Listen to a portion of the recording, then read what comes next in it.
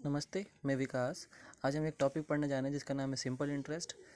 और इस वीडियो को मैं शुरू करता हूँ। और ये वीडियो सभी के लिए यूज़फुल है, चाहे आप स्कूल स्टूडेंट हो, चाहे आप कॉलेज से बिलोंग करते हो, चाहे आप किसी इंस्टीट्यूशंस में वर्क करते हो, चाहे आप एम्प्लॉई हो, सेवर हो, इन्वेस्टर हो, प्लानर हो, जो मर्जी हो। आप आर्ट्स के स्टूडेंट हो, आप कॉमर्स के हो, आप साइंस के हो, सब के लिए यूज़फुल है।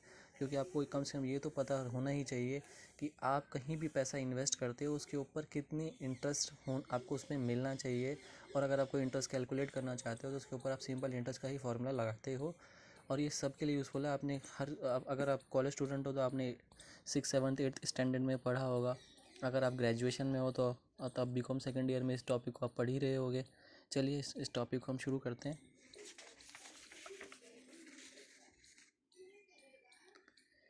सबसे पहले देखिए, हम यहाँ पे पढ़ने जा रहे हैं सिंपल इंटरेस्ट के बारे में।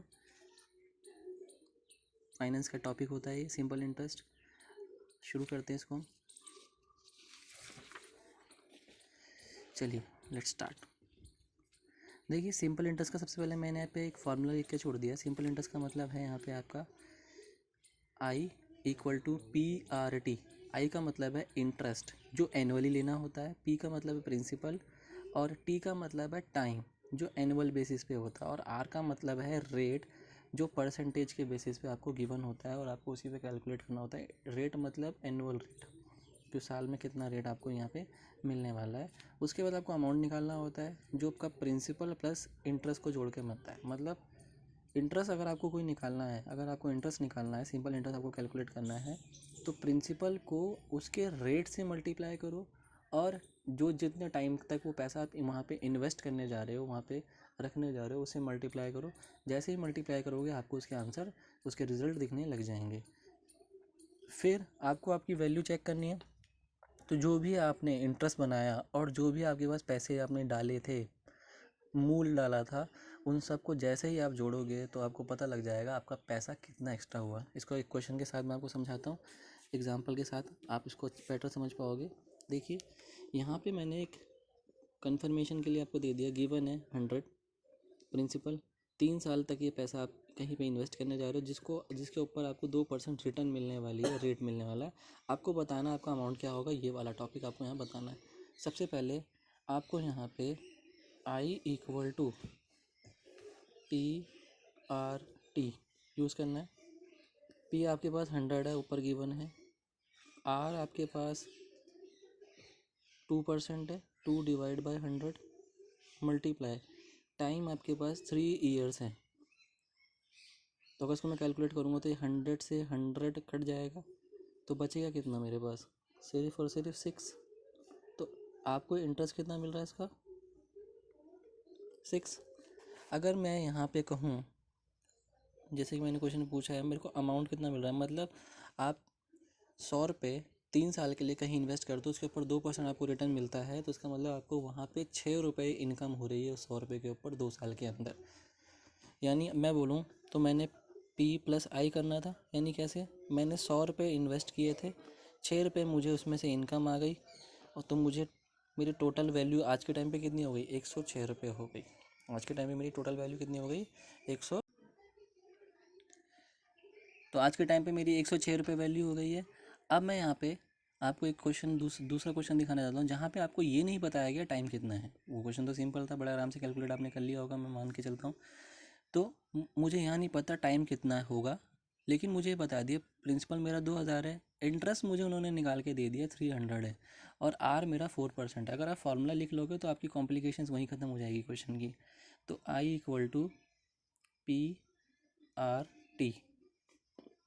तो यहाँ पे आई पता है आपको, जो जो पता है वैसे ही लिख दो, पुट कर दो। पी पता है आपको 2000, आर पता है आपको 4%, 4/100, और टाइम की जगह पे आप टी पुट कर दो, आपको नहीं पता। यहाँ से ये कट जाएगा, 2 0 कट जाएगी, तो यहाँ से आपके पास 80 इंटू टी इक्वल टू 300 आएगा। तो अगर से मैं कैलकुलेट करूँगा टी इक्वल टू 300/80, तो ये आपके पास टाइम जो निकल के आएगा, मैं कैलकुलेटर पे इसको कैलकुलेट करता हूँ।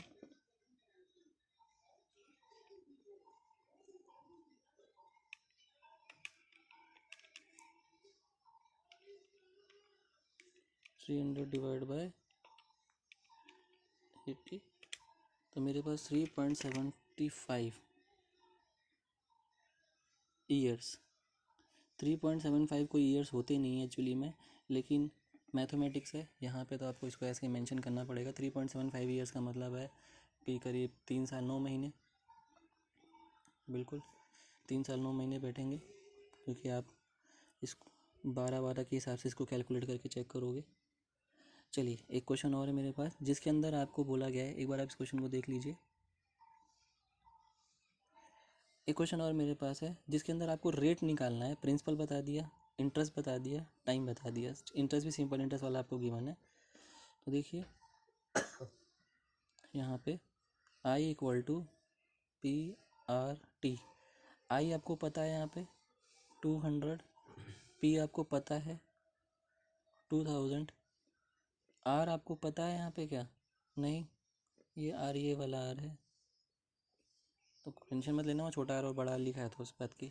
तो यहाँ पे R is it is R लिख दो। टाइम की जगह पे 6 मंथ्स लिखा है यहाँ पे, ध्यान दीजिए।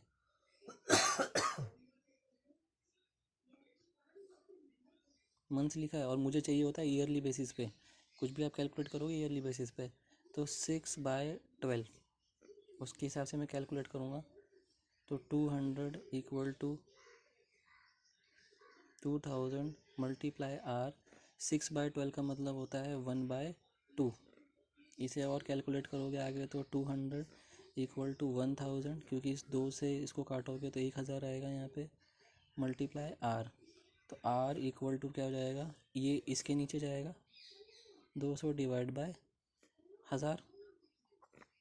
तो R क्या आने वाला है आपका, 2 0 ये कट गई यहाँ से, तो 2/10।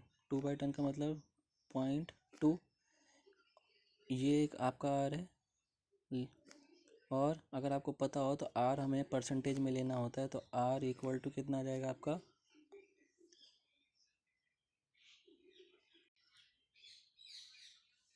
तो यहाँ पे आएगा 0.2 मल्टीप्लाई बाय 100, और उस तरह से 20 इसका परसेंट रेट आ जाएगा।